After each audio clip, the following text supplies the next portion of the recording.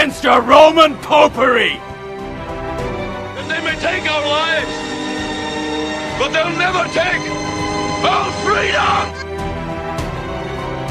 We're on a mission from God. Entitled, you want answers! I want the truth! You can't handle the truth! Maybe we should chug on over to Mamby-Pamby land, where maybe we can find some self-confidence for you, you jackwagon! Coming to you live from his padded cell high atop Bethel Church, the most heralded, the most despised talk show in all of human history. This is the talk show hell hates. This is Pastor Mike Online. And here we are, coming to you live from our top secret broadcasting bunker here at Area 52. This is the talk show Hell Hates. And the more you listen, the more you know why. Good to be with you today. Feeling a little bit better. Let me tell you what's been going on this week. It's just another week around here. Monday, got a call from one of our daughters here and said, Dad, the alarm is beeping on this sewage pump panel that we just had put in less than a month ago. Just had it installed. Like $12,000 was the bill just for the pump in the installation. And that doesn't take into account the number of times we had to have our tanks vacuumed out so that we could have people come in the building, like on Sunday, Wednesday, things like that. So anyway, had it put in, and less than a month, and something went wrong. And it's weird because this thing apparently got stuck in pump mode, and it ran and it ran and it ran and it ran and it ran. And one of the things, believe it or not, one of the things it uses to cool itself is the water that it's sitting in. And that's, what kind of water that is. It had run for so long, apparently, and it got so hot that it melted the PVC pipes that were running and connecting it to send all of our sewage uphill. Melted all of that. When the technicians got here and they opened the lid to the tank, steam came rising up. It was a sewage stew that was being cooked because of this pump being so hot from running so long. And it wasn't anything that we did. So let's see here. Monday, Tuesday. Yeah, Monday they pulled the pump. And in order to get, with this particular company that they bought the pump from, in order to get any kind of relief on them concerning damages and warranties and things like that, is the original manufacturer wants to be able to investigate, take the thing apart, find out what went wrong. And so anyway, I instructed the contractor to go ahead, put us another pump in. We've got to have a pump. We've got to be able to pump all of our sewage all the way up the hill and over a little bit, and it's just a mess. So we're going to try to get. I told him, I said, now I'm going to shut the offices down, which we've done that. I think one person is here, and that's Alicia. So we've shut the offices down to keep from everybody having to use the restroom all day long.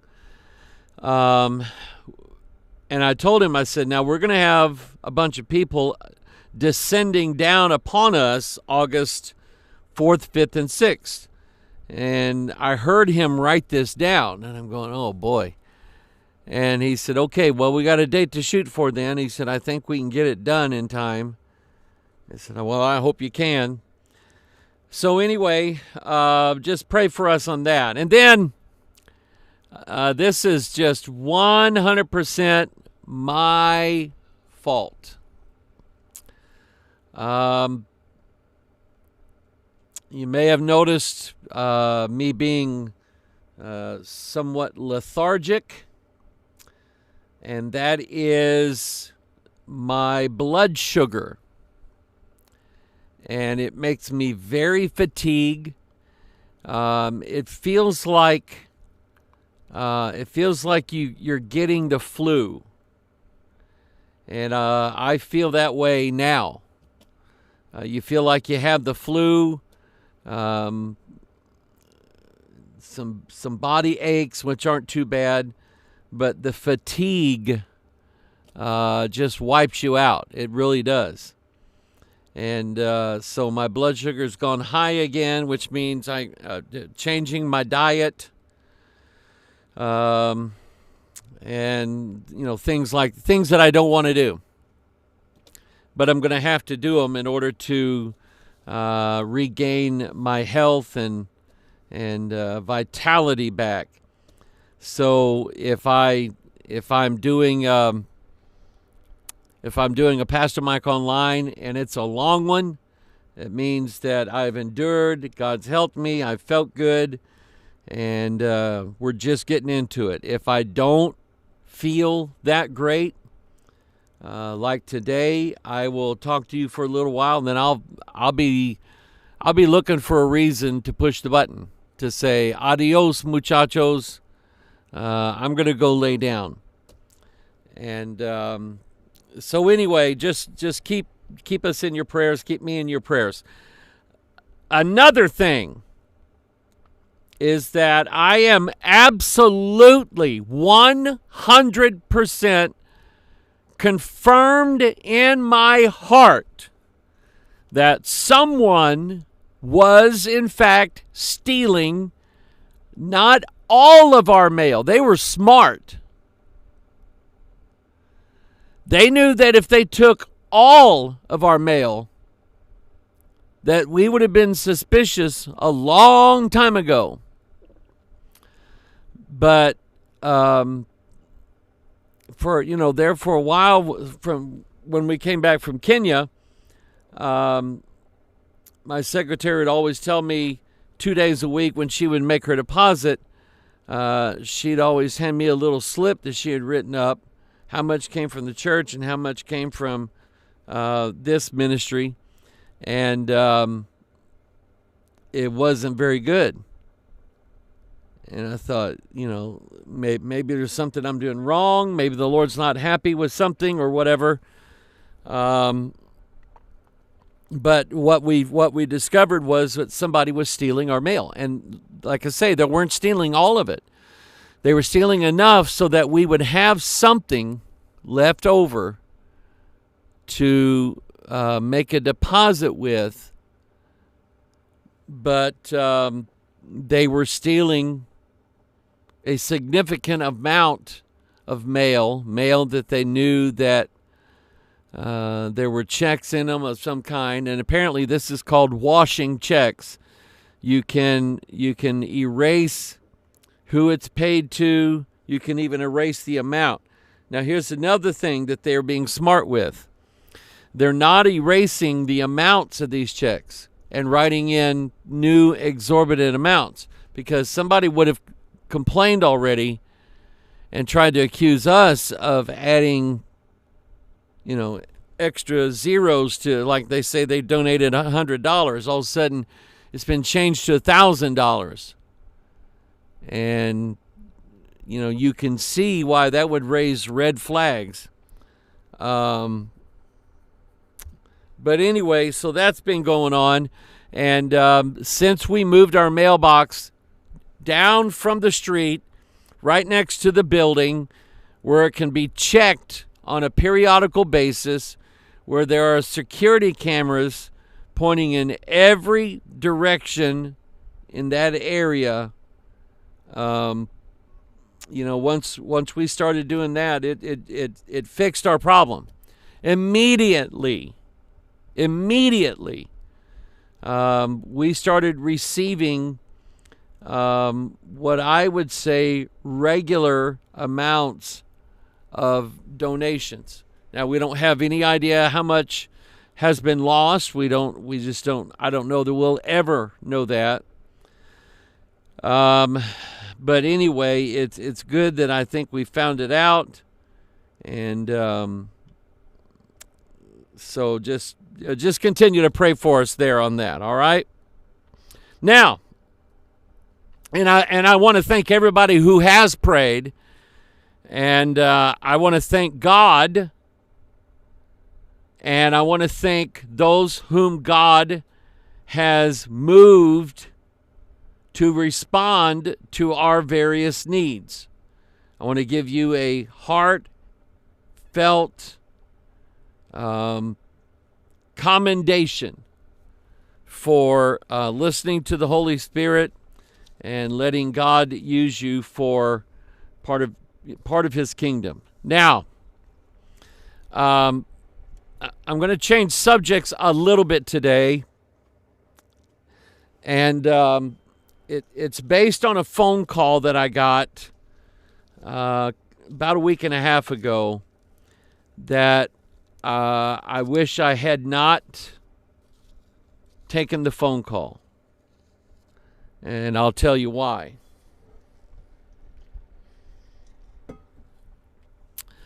I've mentioned and interviewed my good friend Tim Bereans. Tim is one of the neatest guys that I know. Tim and his friend Al Gross, they ran a drive time early morning weekday radio program on a Christian station here back in the 90s and into the 2000s.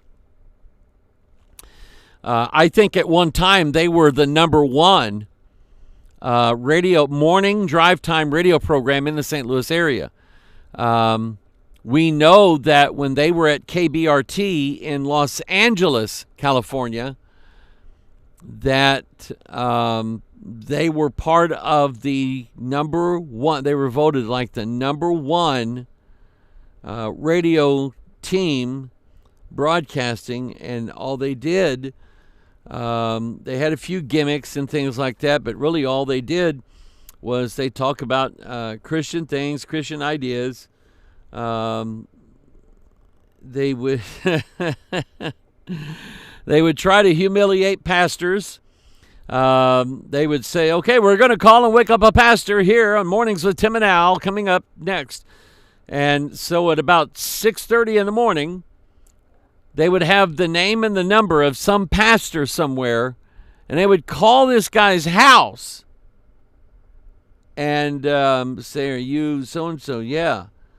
And Pastor, we got your name from somebody in your church. We won't tell you who it was, but they told us to call you to see how spiritual you were at 6 o'clock in the morning or 6:30 in the morning or whatever. And some of those interviews went well, and some of them didn't go so well. They did that to me. Is how I first got introduced to them. But anyway, Tim Bereans and Al Gross and I have shared a good friendship over the years. And those of you who have heard Tim and have seen him here at Bethel, I mean, the guy's got to be close to 7 feet tall. I mean, he's a big guy, and just as gentle as you could ever ask for. Now, I started getting a phone call a couple weeks ago. I'm not going to use his real name, so if I can find a pen or if I can find a pocket knife, I'll jab my finger and write it down in blood. There we go. That'll save me from jabbing my finger. I've been doing that enough, checking my blood sugar. Let's see here. Who can we call him? We'll just say John Smith. All right, that's easy to remember. John Smith. All right, so John Smith is a friend, or he tells whoever is answering the phones that he is a friend of Tim Bereans, and he knows that Tim and I are pretty close. And he said that he has got something that is absolutely going to change the world. It's going to unite everybody together. It's going to change Christianity, so on and so on. And upon hearing that, I already know I don't want to listen to this. I mean, I already know this. People just be careful about the bandwagons we jump on, the things that people talk us into. They say it's going to change everything. It's going to change. It's going to alter everything. It's going to make everything better. We're all going to get our freedom back the way God wants us to get it back. Now it's got to bring God into it like that.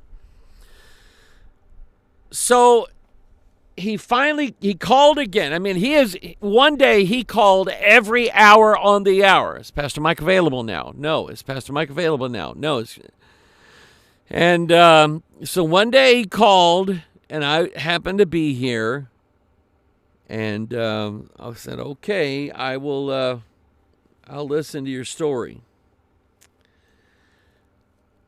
He started telling me about how he found out from some guys, get this now, he watched some internet videos. Whoa. That apparently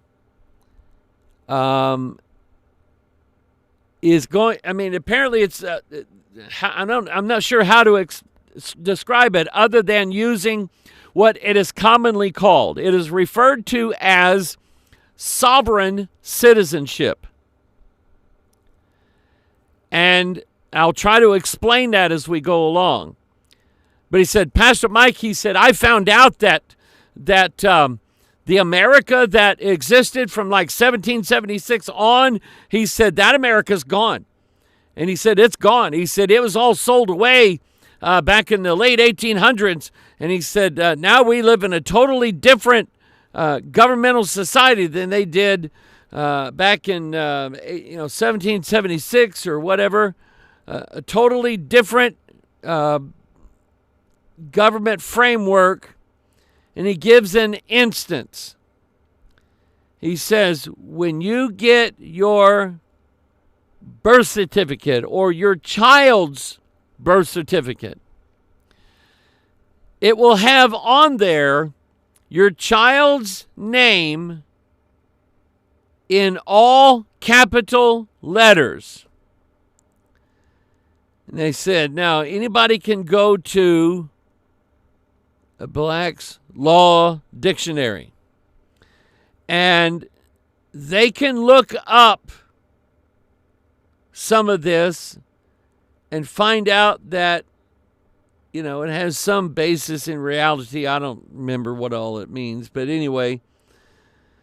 But you had people that were changing their names, or they were, get this now, for for a love offering of $250, let's say, for your love offering of $250, this person will send you a packet with all the papers that you need. You fill out the papers, you sign the papers, you give it some sort of stamp of approval, and then you send that to the state attorney general, and he will then remove your role as an American citizen. Because after all, after America sold out to the Illuminati bankers, everybody knows now, everybody knows this, that when your name is in all capital letters, that means you're not a person, but you are a corporation. And because of that, you are now a commodity that your government can sell and buy back for a profit. And that there are people who actually believe this. So they fill out all these bogus papers. They send them to local judges. They send them to the state attorney general, who, you know, if these states attorney generals are smart, they'll start building a list of all the sovereign citizens, those who have demanded that they be repaid the money that was sold under their name. And so I'll give you an example of how they think this works. And this was an actual court case. I followed it on a legal channel that I watch. A judge is presiding over a man who refused to pay his rent. The landlord, it was like an apartment complex. The landlord said, I want him out. He's not paying his rent, and now he won't want to. He'll go out and get himself hurt just to not have to pay the rent. So the guy who owes the rent, now get this, he gets the bill for the rent. And let's say that he owes in rent and in underpayment or whatever, he gets an extra 15 or 20, whatever the will or whatever the lease agreement said, that they get an extra $20 or $15 or whatever. So there's been people who have been endorsing checks. Sort of sounds like what's happened here. But anyway, they will take this bill, a bill, mind you. They will sign it as if it's being endorsed, and then they will either write on there paid, or they'll take a stamp that says paid, and they will send that back to the landlord as if the landlord has access through his local bank, this guy's corporation money, because they believe that since the government uses your name in all caps as a commodity, that they have been using you to buy and to sell and to buy back and sell back and buy and to make money off of you, and that you have a secret bank account with the IRS or who all knows that you have a secret bank account and that all that the rental company has to do is take now this bill that he sent to this man. The man writes on there, bill paid, puts a stamp on there, sticks it back in the envelope. The landlord, of course, he's going to be tickled to death to get this in the mail because that means that he can instantly access this guy's money. But that's not really true. None of what I said, well, I won't say none of it, but not really most of it was true. You can't, and they tell you do that with everything. You get an electric bill, you endorse it, you stamp on there paid, and turn it in. And then all of a sudden that bill becomes paid. Same with the water bill, the gas bill, all the commodity bills that we have in our homes. We've got to have electricity. We've got to be able to travel from our house to another house. We ought to travel to church. All these places that we could go. It's just absolutely crazy. So they whatever bill you get, all you have to do is sign it and say that it's paid in full and send it back to whoever you got it from, and they're supposed to be able to go to the secret bank where your secret bank account is and turn that in and get cold hard cash from the IRS. And people,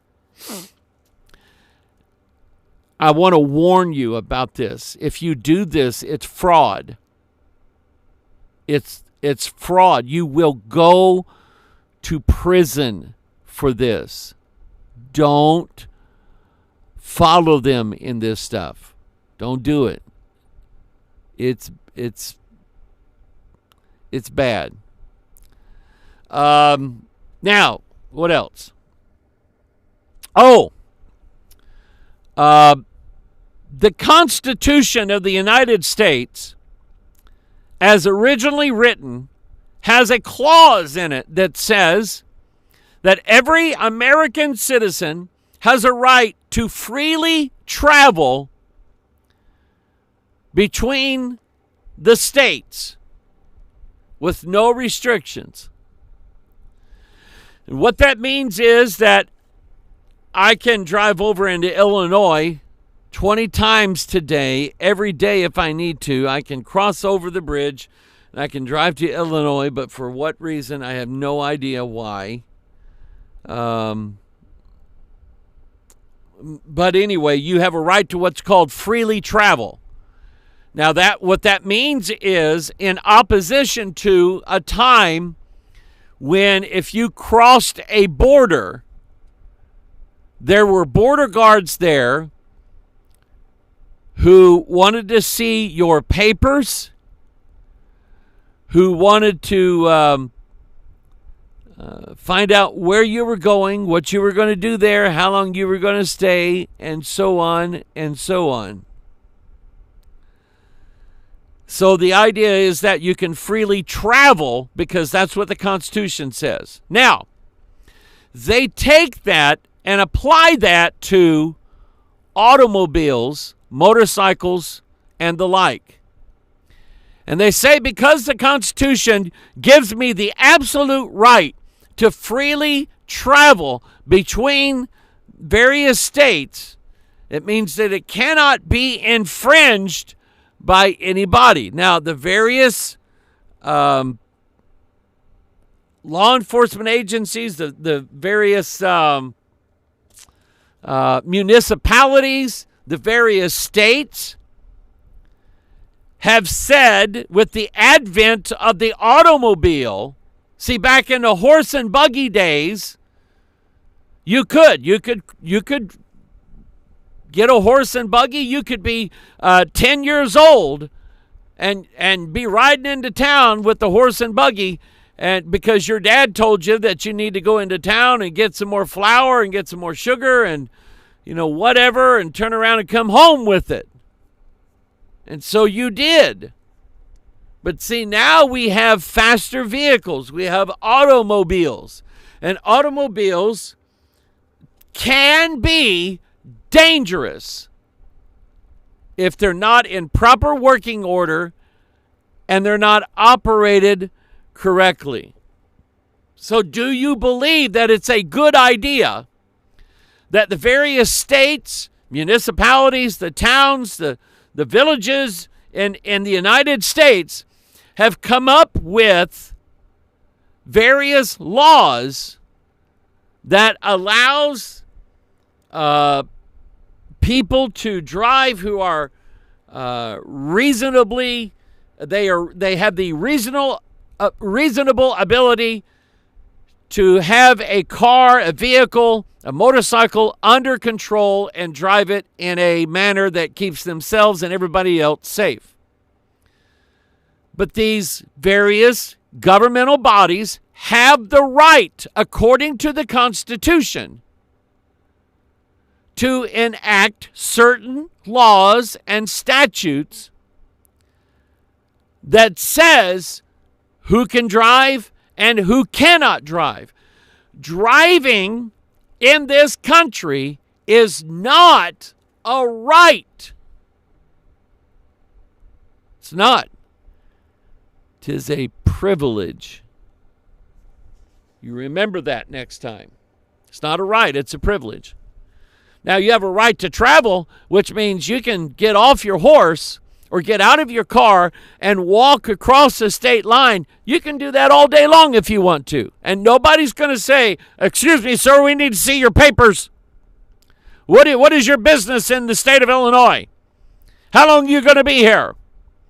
We need to search your bags for contraband." We don't have to do that.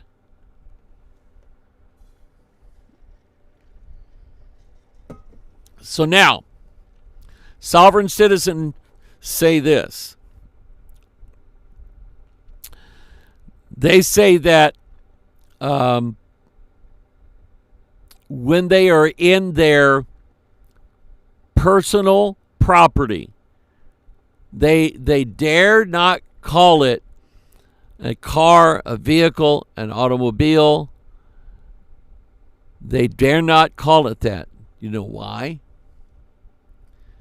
Because they have been told that if they can convince the cops that it really is I can't think of what I'm wanting to say here today. Anyway, if you have a car, you're not driving the car, you're traveling. And you have a right to travel back and forth and freely, because the Constitution says freely, which means that nobody has a right to interfere with your driving your vehicle or stopping you. Now, there are varying degrees of belief systems within sovereign citizens. Several years ago, and I believe it was in South Carolina, 2 South Carolina sheriff's deputies were gunned down in cold blood by a man and his son who were sovereign citizens, and buddy, they were fierce about it.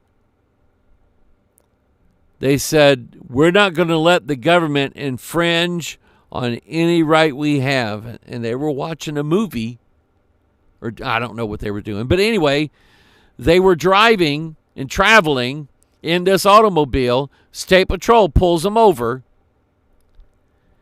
And immediately, this man and his son get out of the car with some form of assault rifle and begins mowing these 2 cops down with bullets, killing both of the police officers. And that's how dangerous some of these, when cops get somebody that they know is, they call them different names, constitutionalists or sovereign citizens or whatever, they will call for backup. And, I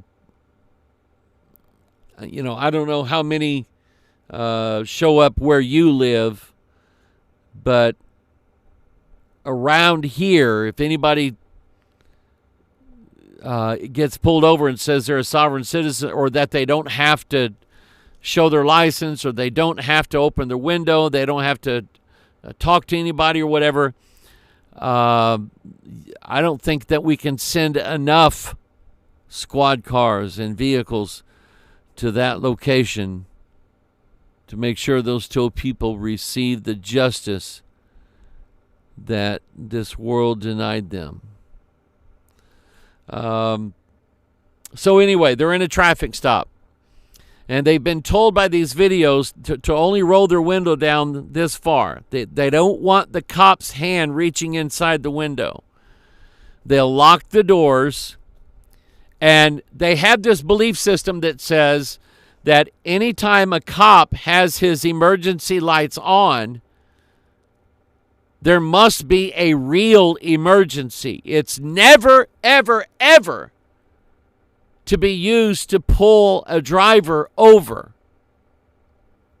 according to these sovereign citizens. So you know what they do? I'm not making this up. The smarter ones, when the cop gets up to their window and it's open that far, you can kind of hear both conversations, but one guy in particular, cop asked him, he said, "Can I see your driver's license?" And this man very smoothly says, "Officer, I see that you have your emergency lights on. Is there something that I can help you with? Is there an emergency somewhere that you need my help with?" I'm not making this up. They believe that it is illegal for an officer to turn on his emergency lights to pull somebody over. And of course, when they start asking for, what their name is, what their license number is, and so on, they start him hawing around, and if they don't feel like they don't want to give their name, then they won't give their name. They won't produce a driver's license. Most of these people haven't had a valid driver's license in years. In many cases, the driver's license has been pulled. Imagine that. But anyway, they play these word games, and these sovereign citizens people are trained by these videos to be very careful now at this traffic stop, because that cop knows that he has no jurisdiction over you whatsoever. He knows, he's learned in cop training school that he has no authority over you whatsoever, but he has to create joinder with you. And once he creates joinder with you, then he's got you under his authority. See, they read Black's Law Dictionary and pulled words out. Joinder is a legal term, meaning that, let's say that you've got, that there were two people on a ride at an amusement park, and both people got hurt on the same ride at the same accident. And they both show up in court, one after another. They could agree to join their cases together and use that power to go after this company. But to a sovereign citizen, they believe that certain language, and this is what this young man was telling me on the phone. He said they use certain verbiage to voluntarily force you under their authority. And I told him, I said, you're already under their authority. He said, no, I'm not. I said, yes, you are. But anyway, here's what they do. Let's say the cop says, well, the reason why I pulled you over is you didn't give a signal back there at that turn back there. And number two, I can see that your license plate is outdated. In fact, it's dealer tags that shouldn't even be on your car. How else did they do it? I don't remember. But anyway, they'll tell them, they'll say, yeah, you did, you were going over the speed limit. You have a tag on your car that's outdated by 2 years, and you were speeding, and your lights are out, and on and on and on. Now, those are all,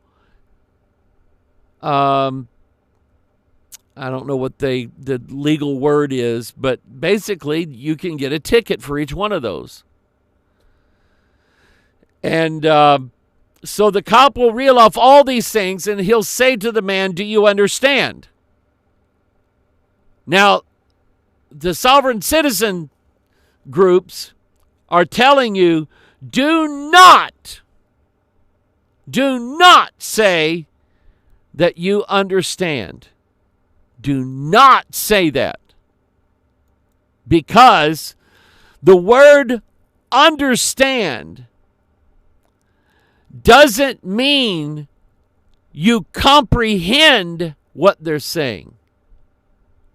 It means that you stand under their authority. So these slick, slithery, slimy, snake law enforcement people know, they all know in cop training school that they have no actual authority over anybody whatsoever. That they have to get you to agree, to contract with them to be put under their authority. And as long as you don't do that, well, you don't have to do what they tell you in any way, shape, or form. You don't have to do anything, which is not true. I'm going to type in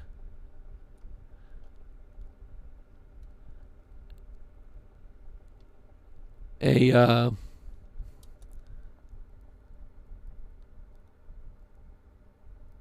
here we go. I have a video, and I'm not gonna play it, but I will show you what it looks like, and then you can research this on your own. Because I'm going to name a name of somebody that most of you know. He is a 100% dyed-in-the-wool, avid sovereign citizen and went to prison over it. So anyway, getting back to the car. Cops have a right in every state in this country to ask, when they pull you over, they have an absolute right to ask for your identification. You think they don't? Somebody told you that you don't have to do it? People, I wouldn't trust that. They want to be able to identify you, and they want to know who they're dealing with. They have the right. So anyway, because you're a sovereign citizen, you don't have a license plate, or you bought from some guy on the internet, you bought a plate that says international license plate, valid in all 50 states and valid all over the world because we say so, or something like that. And your car hasn't been inspected. We don't know if it's safe to be on the road. We just don't know anything about your car. And there's no database that associates that particular sign with your car. They'll ask you for your driver's license. They'll ask you for any form of identification. They will ask you for your registration. They will ask you for your insurance. And in every one of those situations, if you, through that little crack in the window, hand them some pieces of information, more than likely it's not going to be your state ID or your identification or your driver's license. More than likely it's going to be a stack of papers that you want that cop to fill out. And it is one of the hardest things to do to get a sovereign citizen out of their car. Now, this young man, let's say that his name is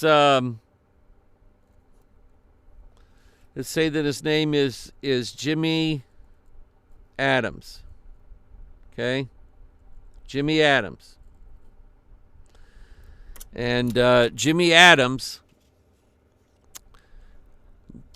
called and told me that he is friends with Tim Bereans, really close friends with Tim Bereans, and that he has this information that's going to change the world. As he's telling me all this, I told him, I said, I know, let me finish it for you.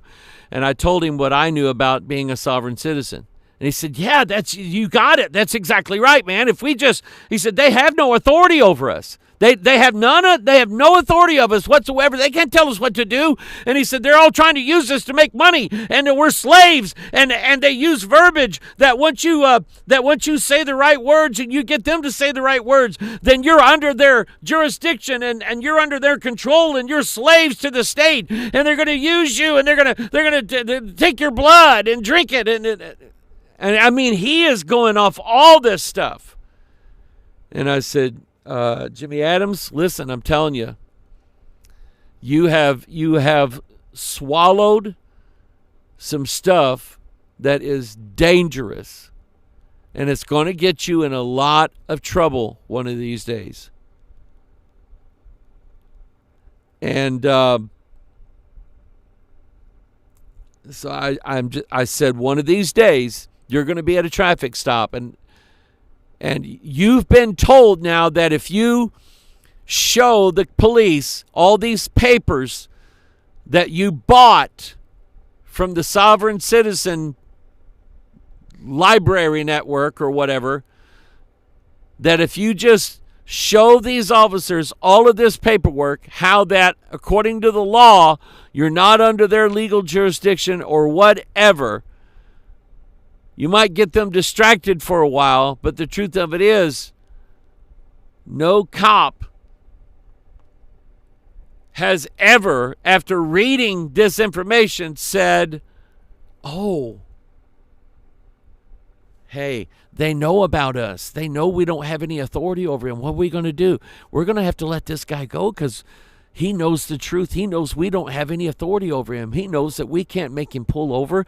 He knows that we can't write him a ticket. He knows that we can't do anything about this.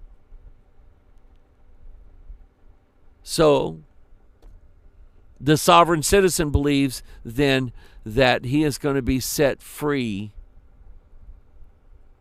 from being pulled over because they finally figured out that they have no real authority over him. Now, and I told him, I said, Jimmy, what's going to happen is, I said, instead of them leaving you alone and letting you drive off, after about 400 times of asking you to roll your window down or step out of your car and you keep refusing, we're telling you we're going to bust your window in this spot right here. And we're going to bust everything about it. And then we're going to drag you out of the cab of your pickup or the side of your car. We're going to drag you out sideways. We're going to put you in cuffs.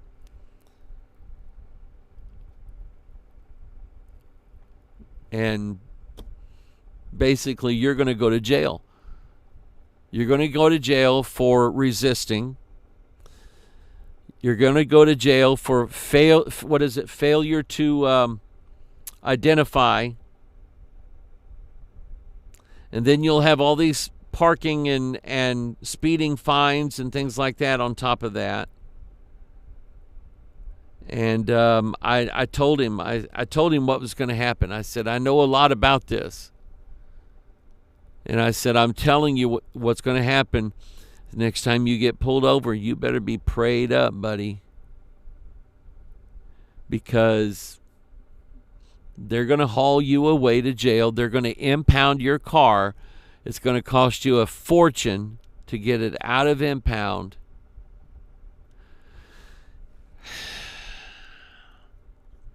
So anyway, he gave me the name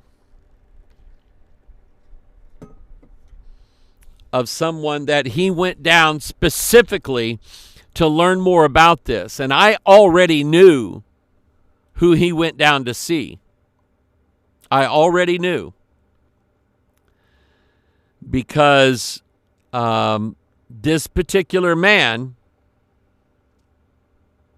has a video, a set of videos on the internet going through this sovereign citizen stuff and how, the government has set up a straw man, and you can reclaim your straw man and you can get all of your rights back. And I mean, it's real funny. They mince words. They say there's a difference between a person and a man. And so let's say that a person by the name of John Charles Ray III went into a Macy's department store and held the place up, ended up getting, $13,000 out of it. When this guy gets in court, he somehow tries then to separate himself from, who did we say, Charles Ray Stacy or whatever, that he's already distanced himself. It was the person that did that. It wasn't me that did that. So therefore, I shouldn't have to go to prison for a crime I didn't commit, when the truth of it is that was my, that's how I was going to get by with it or whatever.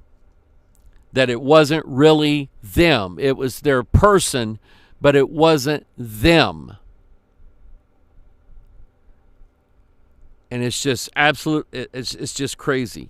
Now, naturally,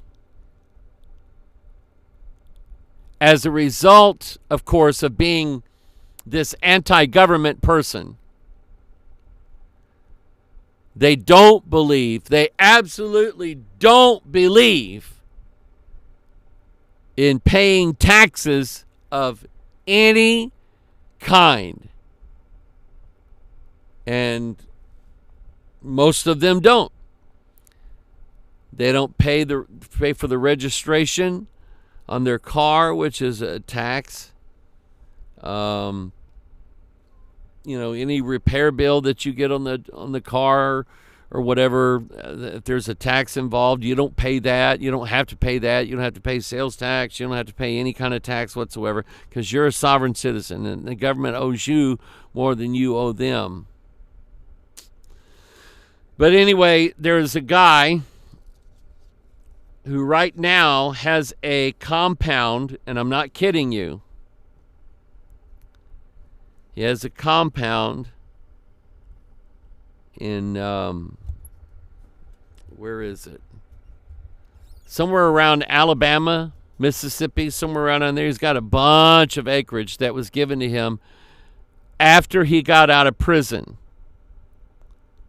Do you know why he went to prison? Well, here's who I'm talking about.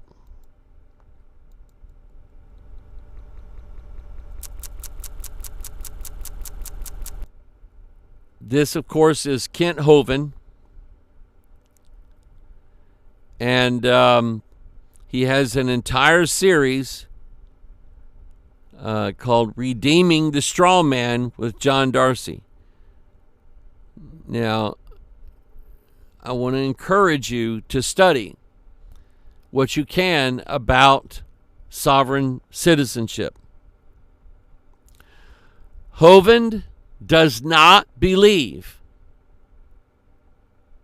that elements of the federal government has any control over him whatsoever.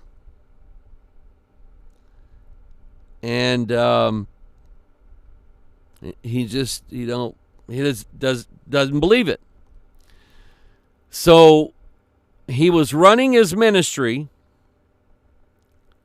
and he was choosing then to pay all of his employees in cash.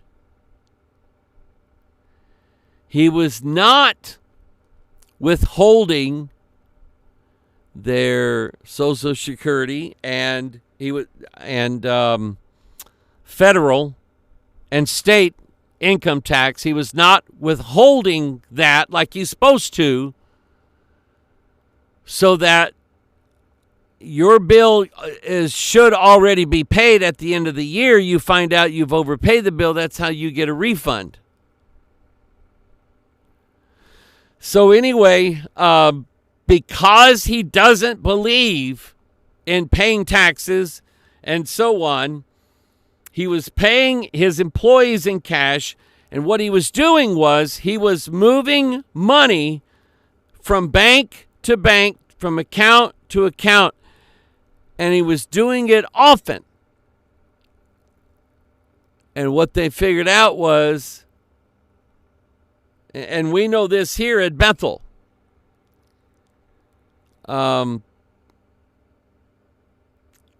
when our secretary, we have an off-site company that handles our payroll. So they're the ones who hold out the FICA, the federal something. Anyway, it's the Social Security tax. And they hold out the income tax that you would owe, just as if you whatever. Hovind wasn't holding any of that back. And there's a regulation on banks that says any movement of money from one account to another or from one bank to another over $10,000, the IRS has to get a form filled out and sent in, or the bank fills it out or whatever. But that lets the IRS know that that money has been moved from bank to bank, and in some cases because of terrorists, because of money laundering and so on, they want to be able to track certain amounts of money, especially going from one bank to another. And that's what Hovind was doing. He was, I don't want to get into all of what he was doing, but anyway, that's what he was doing, and that's what they got him on. And he sat and he went to prison for this. Now, he was involving his wife and his son in this scheme. His wife got out of prison earlier than he did. When he gets out of prison, he's expecting his wife to be there with open arms. She's a little bit hesitant. And sure enough, she realized right away that he was going right back to the old things that he was doing before he went to prison. And she said, I want nothing to do with this again. And she divorced him. Now, for those of you who don't know this, Kent Hovind has had 4 wives since he's gotten out of prison. 4 of them. In at least 2 cases that I know of, the women had a significant amount of money that they voluntarily gave to him,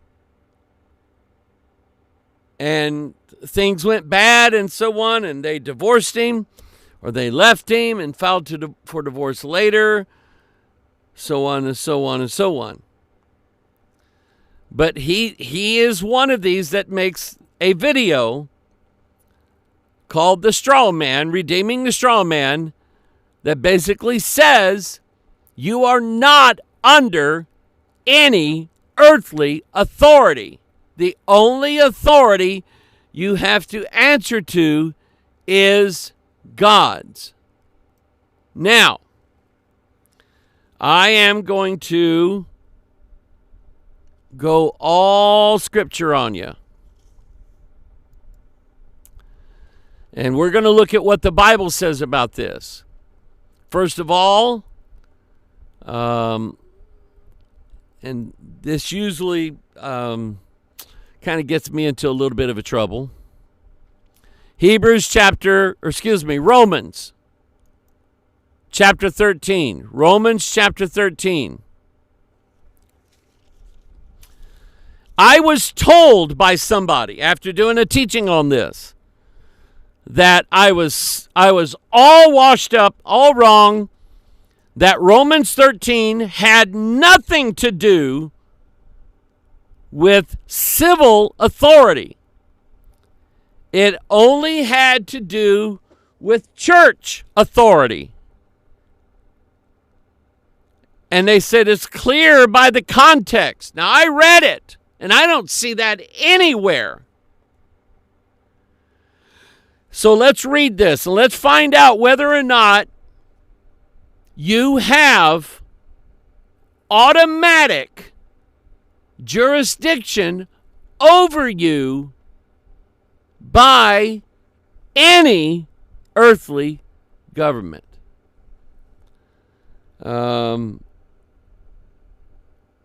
Let's see here. Romans 13:1, let every soul be subject unto the higher powers. How many souls? Every one of them. For there is no power but of God. I want to ask you a question. Do you believe that God is sovereign? And see, it's just a term that I don't like when it's applied to people. I'm sovereign. I'm a sovereign citizen. I have sovereign rights. I hate it when they use that term because it basically says, I'm only going to follow the Lord. And I'm not going to follow anybody else. But the truth of it is, they're so ignorant of the Word of God, they don't even know what the Word says. There is no power but of God. God is the one who put Joe Biden in office. God is the one who helped Joe select all of these sodomites and these transgender people and put them as the head of his offices. You say, no, certainly God would not do that. God raised up Pharaoh. Did you know that? The Bible specifically said that God hath raised up Pharaoh. And he caused his, well, I won't get into that. But anyway, and because God wanted to show forth his mighty power on this earth by having Pharaoh defeated there at the Red Sea, is one of the reasons why God raised up Pharaoh, to show just how evil and just how wicked he was. Verse 2, whosoever therefore resisteth, well, let me finish reading verse 1. There is no power but of God. The powers that be are ordained of God. Read Judges. Did God put the Israelites under the authority of the Philistines? Yes. 1,000 times yes. I've been preaching this every Sunday. Does God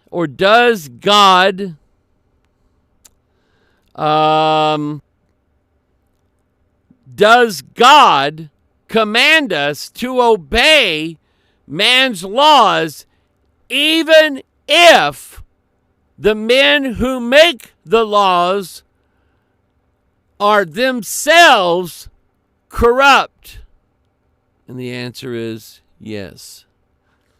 So verse 2, whosoever therefore resisteth the power. Are you catching this?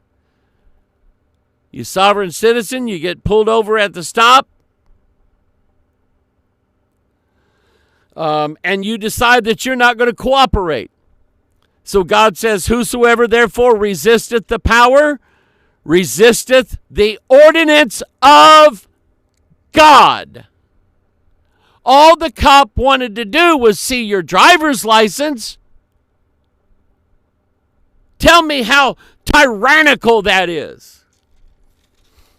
Tell me how evil, and that's the work of the Illuminati. Tell me that. All they wanted to do was see your driver's license. That's it.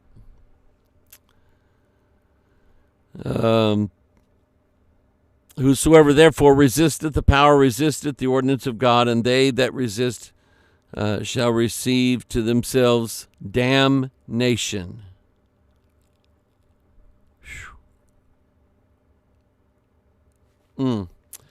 Verse 3, for rulers are not a terror to good works, but to the evil. If you're riding along and you're obeying traffic laws and you're yielding to people and you're not being a menace on the road, then if it's an earthly authority, it must be obeyed. Now, here's what some people have already decided in their mind. Well, they serve the Illuminati. They're all Freemasons. They have a secret code between them. And as you said, Pastor Mike, they use these words to try to get us under their authority. Excuse me. According to this, you're already under their authority. Do you know what makes authority? Territory. Pieces of land. That's what creates authority. The ability for an earthly power to rule over earthly men. All right. For rulers are not a terror to good works, but to the evil. So if you're obeying the traffic laws, you have nothing to worry about. If you don't have a bag of marijuana, sitting there and you're smoking out of it every 5 minutes, if you don't, well, whatever. If you're obeying the laws, you have nothing to worry about. Nothing to worry about.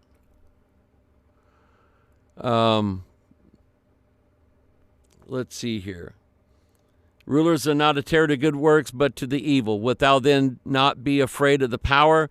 Do that which is good, and thou shalt have praise of the same. For he is a minister of God to thee for good.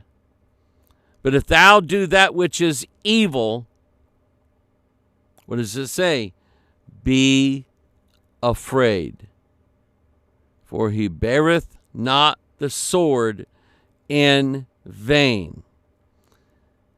Because he is the minister of God, a revenger to execute wrath upon him that doeth evil. Wherefore you must need be subject, not only for wrath, but also for the conscience sake. So anyway, that to me is very, very plain and clear. A police officer does not have to be a better man than you in order to pull you over, does he?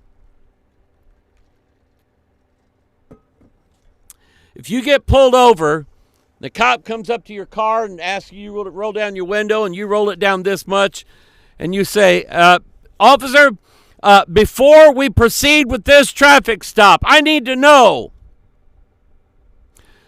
do you attend church? And if you do you only read and preach and teach out of a King James Bible? Because if you don't, then I can't be part of this traffic stop. So I'll just be going on my way. But it basically says that we are to submit ourselves to earthly authorities. We're not a vagabond group of anarchists. We're not people who hate the world, hate the government, or trying to booby trap things on the earth. We're not trying any of those things. We're good Christian people. We love our country. And the best thing that you can do as a born-again, Bible-believing Christian is that if you see a deputy, a patrolman, an officer out anywhere, I usually shake hands with people, but not with cops. But anyway,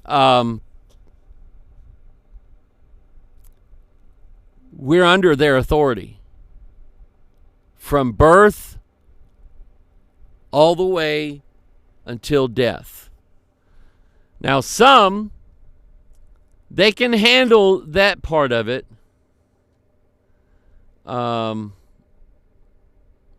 But they can't handle the taxing part of it. Let me see if I can find... No, I spelled it wrong.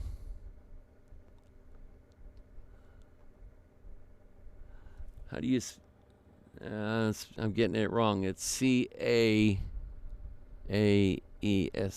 There we go. Nope, still getting it wrong. But you remember, they asked him, should we pay taxes to Rome? And the Jews, understandably, the Jews had the same attitude a lot of people have now. Well, they're Romans. They're Goyim. They're Gentiles. Gentiles don't tell us what to do. We're the people of God. You ever heard that one? You ever heard people act that way? Gentiles don't have the right to tell us what to do. We're the people of God. Sunday afternoon waitresses almost hate when the Sunday crowd comes pouring out of their churches, going to their restaurants. Because, oh no, here these church people are, and they're going to come in, they're going to complain about the food, they're going to complain about how it's too cold or too hot in here.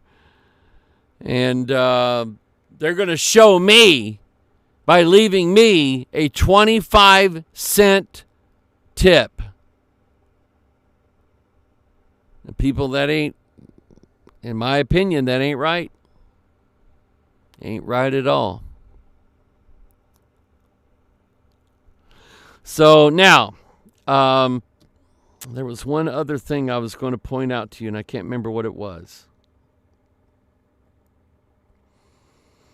Anyway, I hope you get the gist and the point that I'm trying to make here. And let me, before I close, let me give you a few examples. Okay?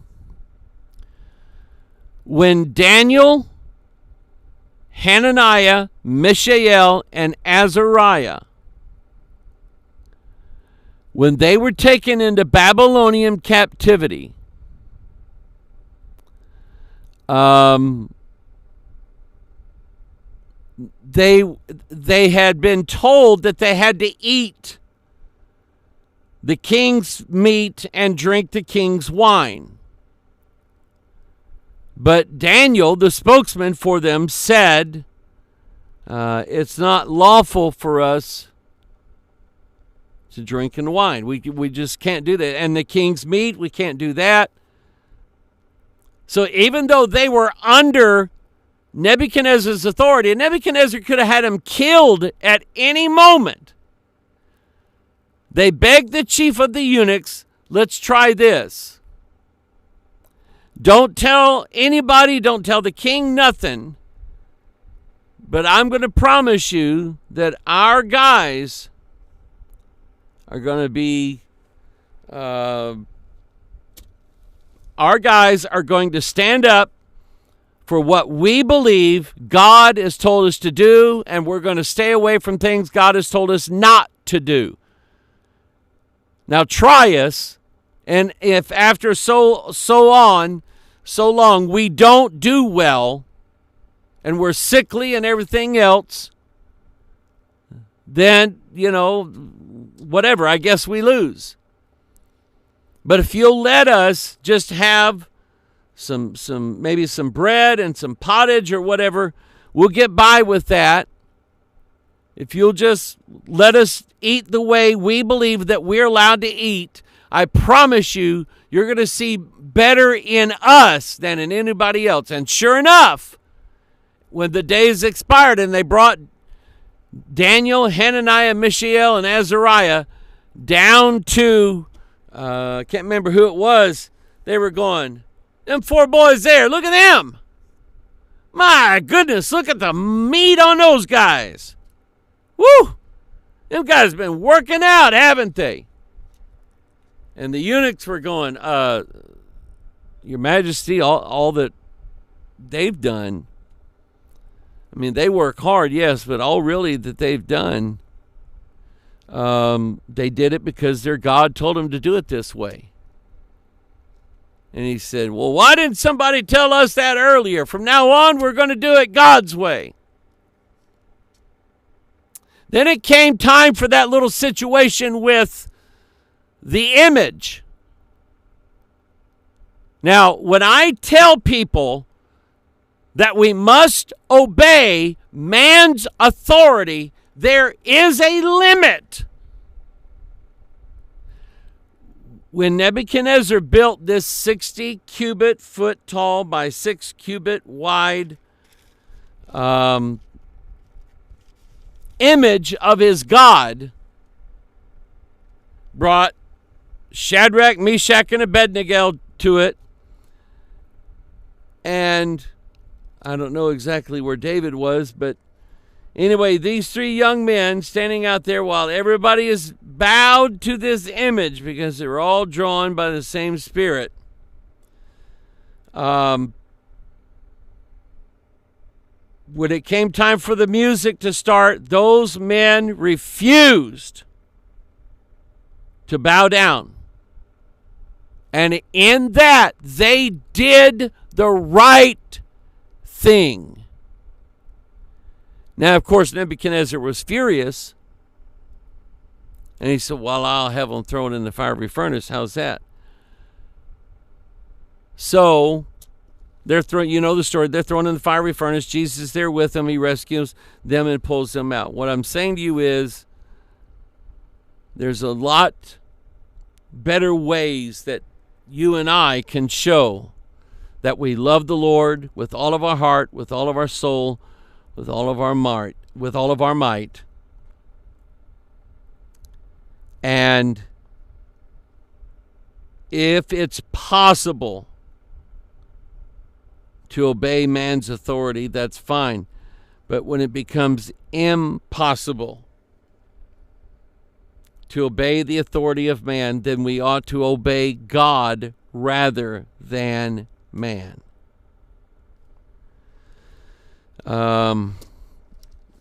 Let's see, there was another example.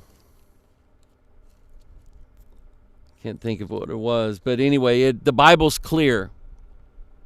Oh! When the Apostle Paul, who was a Jew, but he was also a Roman citizen. When the Apostle Paul was brought up on charges for creating insurrection amongst the people because he preached about this Jesus who the Roman governor didn't, and the Roman people and all the people of Rome and everything, they didn't like Jesus at the time. They brought it up before, and nobody, Paul's in big trouble. The Jews want him killed. They want him beaten to death. And when it came down to it, I'm going to ask you a question. Can you find anywhere in the book of Acts or any of Paul's writings that tells us that we do not have to yield to government authority that is not so-called Christian authority? No. In fact, Paul, being a Roman citizen, not only did he, as much as he could, obeyed Roman law, but in this case, he appealed to Roman law. You remember, he told the guy, he said, what, you're gonna beat and have killed a Roman citizen, again, contrary to the law? And one of the guards said, with great sum of money did I purchase my citizenship. How did you get to be a Roman citizen? He said, my dad was a Roman. Oh, man. So you know what? Paul had rights. And Paul did not stand against Roman authority. He used Roman authority. So people just keep those things in mind. Again, I apologize for my mind wandering in different places. I'm thinking that will get better as time goes on. But keep us in your prayers. We need some... What happened here? There. We need some happy music. Do I hear it? There we go. And we've already lost one of our streams, too. So it must mean it's time to go. You're the reason why we do what we do. God bless you. Keep me in your prayers. And we will see you Sunday. Be here. Only those of you online, when you join in with us during church service Sunday, try to refrain from flushing your toilet. All right? Think Bible.